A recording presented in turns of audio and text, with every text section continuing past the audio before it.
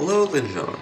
It is I, Top Control, and welcome back to Minecraft. In the last episode of this, we did some work on the prison that I made to be better than both Pandora's Vault and Poseidon's Vault. I wanted to build a truly inescapable prison, and I'd say we've done some pretty good work on that. But we're going to be continuing it in this episode. I just want to say thank you all for the support on the previous episode. I'm pretty sure that in the 1 week it has been up, I think it's been up for 1 week, it somehow has more views than the entire rest of my channel.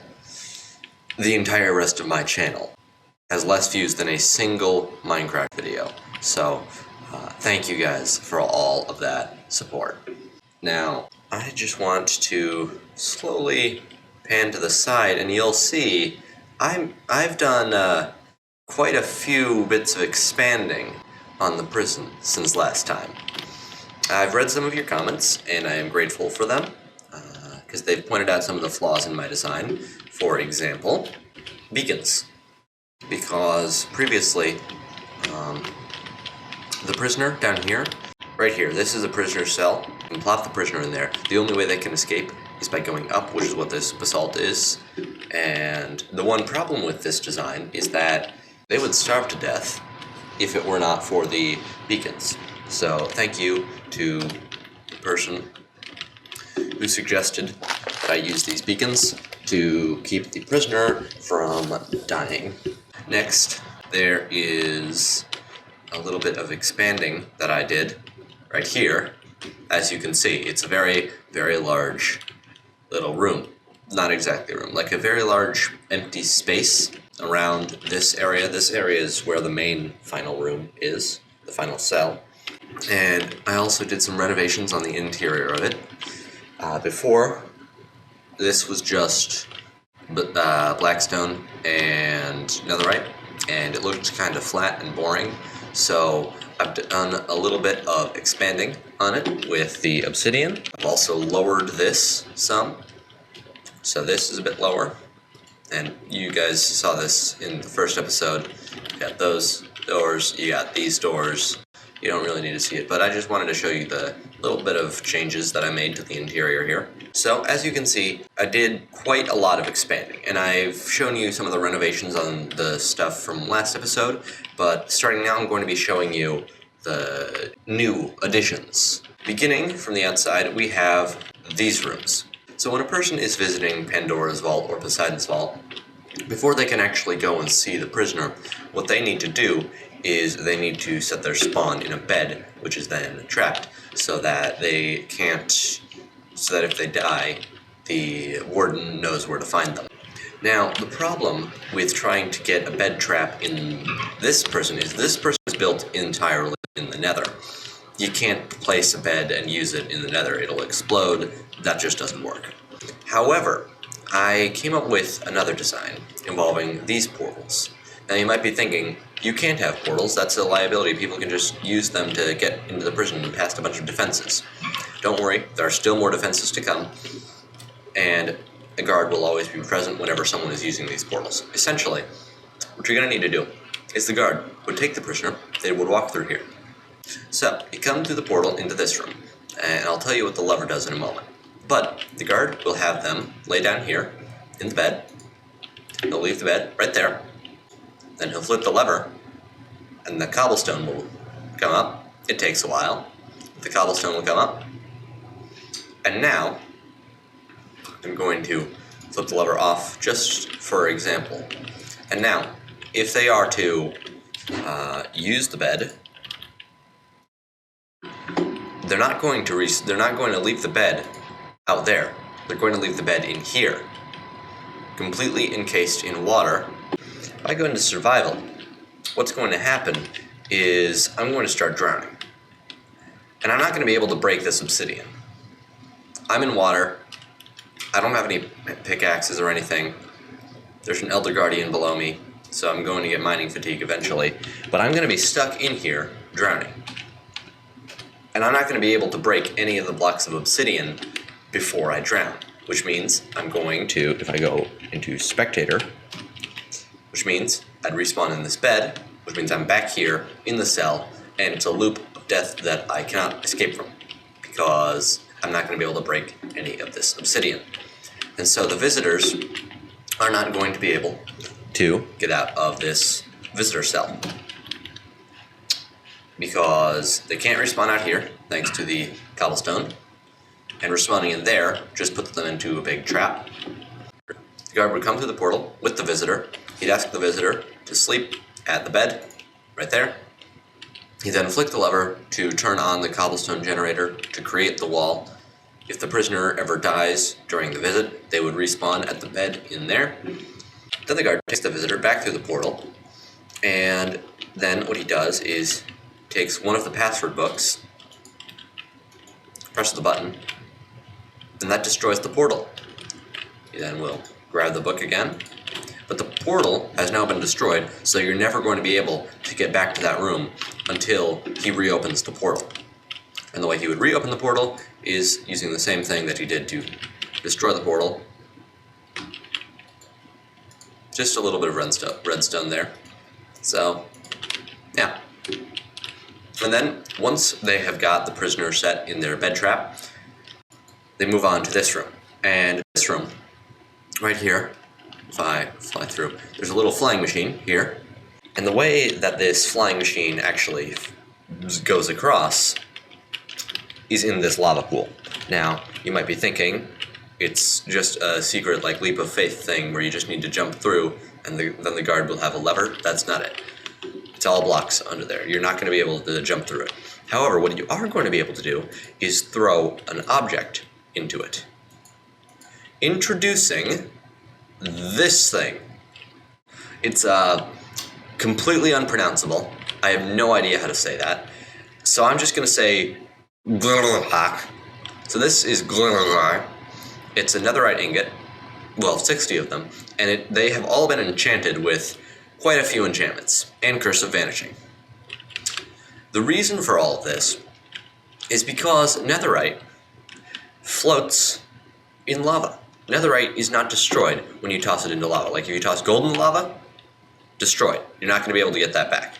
But if you toss netherite into lava, well, that's something completely different. So, essentially, if I toss that into lava, you'll see it comes right back up.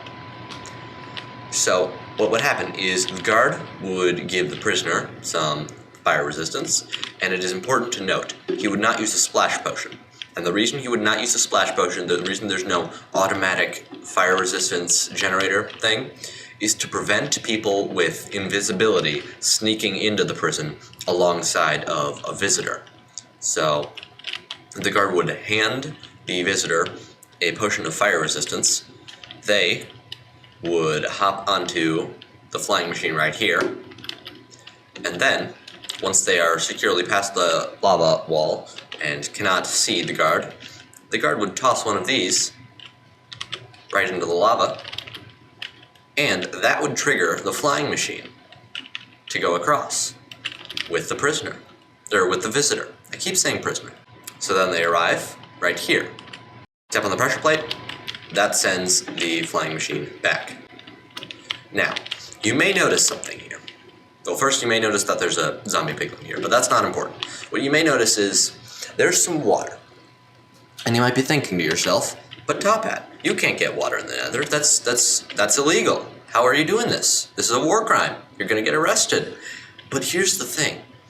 It's not actually illegal. For you see, there's a little known fact about Minecraft where you can change your version to a previous version.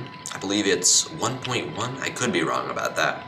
But essentially, there's an old version of Minecraft where the Nether existed, and the rule about no water in the Nether also existed, but there was a slight flaw in their plan. Now, what might that slight flaw in their plan to prevent water from existing in the Nether be?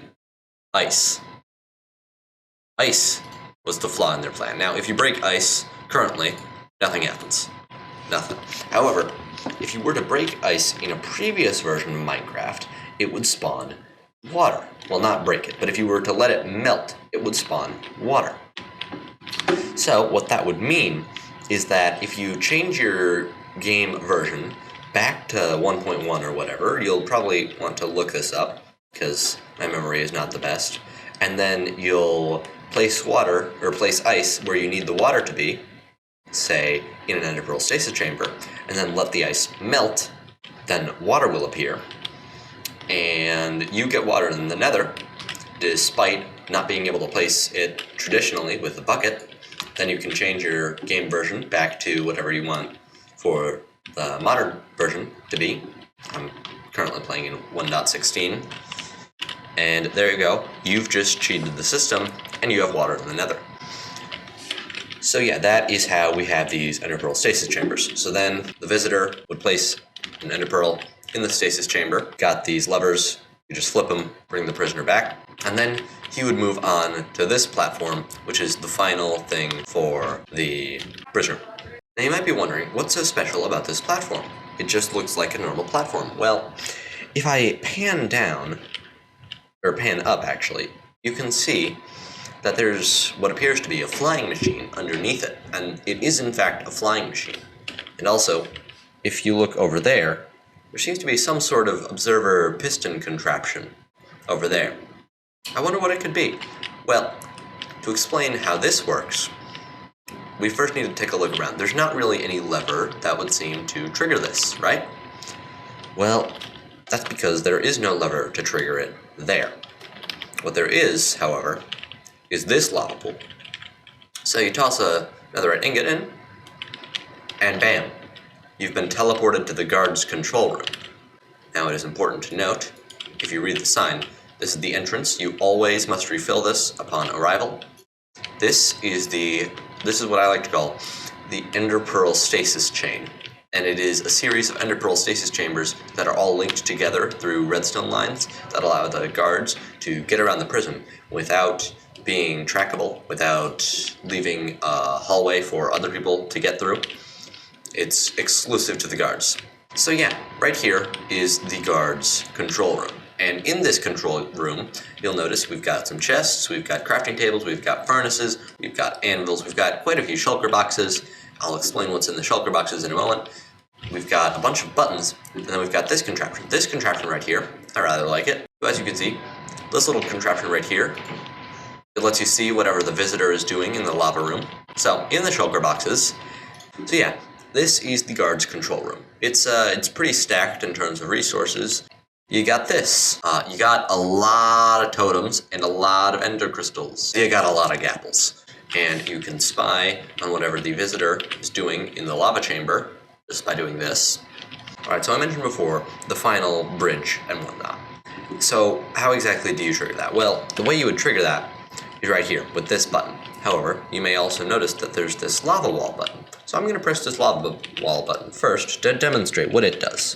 And so then, if you go over here, you may notice that there is quite a lot of lava currently dripping from the sky. Quite a lot of lava. You'll see quite a few dispensers hooked up in this ceiling right here. All of those, each and every one of these, all of them are dropping lava. That is quite a lot of lava that is dropping. It's also quite a lot of frames that my PC is currently dropping. So I'm just gonna leave. And yeah, it's a completely normal amount of lava, but it's safe to say it's highly unlikely anyone is getting through all of that lava, because that is a lot of lava. Even if you have fire resistance, then there's still the problem of getting across the big area. So yeah, this button is what triggers the lava wall.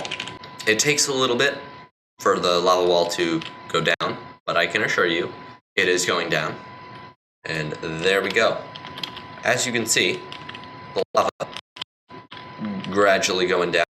Back in the guard's control room, there are these 3 buttons. Now I've already shown the final bridge lava wall. However, that's not actually the bridge itself. The bridge itself is triggered by, of course, the final bridge button. However, when you press it, you're going to need to quickly press this button immediately afterwards. And it goes like bam, bam. And you teleport here, refill the inner stasis chamber, and then the guard will run right over here, and he has just enough time to make it onto the flying machine. And this door will open automatically. The flying machine will then go back, and now both the prisoner and the guard are here in the final few rooms. All right, that's everything. So I'd like to thank you all very much for watching. If you enjoyed, be sure to leave a like, comment, and subscribe. Hit all the buttons that help me. I'd like to thank you all once again for all of your support on the previous episode. It's got 412 views as of me recording this, which is a lot more than any of my other videos have done. So thank you for that. I would also like to thank you all for your suggestions in the comments, as well as for Lucas Dittmar for coming up with a name for this. He suggested that I name it after the Greek god Hades, and so, in keeping with the tradition, I will be calling this Hades Vault. And we'll see you in the next one. Goodbye.